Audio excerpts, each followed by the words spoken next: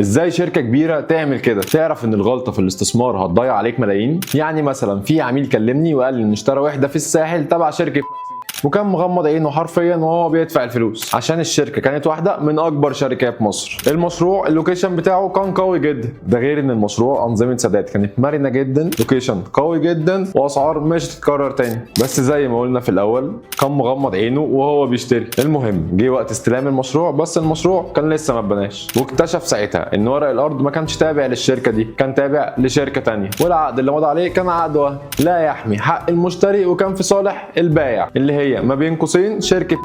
وراح مقر الشركه، لا الشركه بتقول له مالكش حاجه عندنا، عايز الوحده بتاعتك هتدفع مليون جنيه زياده وهننقلك في مشروع تاني في القاهره. طب تعالوا بقى كده نراجع غلطات العميل ده. اول حاجه ما خدش معاه محامي يراجع معاه اوراق الارض ويعرفه الصح من الغلط. تاني حاجه اتوهم بلوكيشن المشروع والاسعار. تالت حاجه شاف ان انظمه السداد سهله ومش هتضغط الميزانيه. واهم حاجه انه ما سالش المستشار العقاري الخاص بيه، واحنا شرحنا لك اهميه المستشار العقاري في الفيديو اللي قبل ده. خليك ذكي وما تغلطش غلطه العميل ده. ولو بتفكر تشتري في مشروع معين، انا شاب حسام من سيركل اسيتس، سيب لي كومنت وهنتواصل معاك على طول.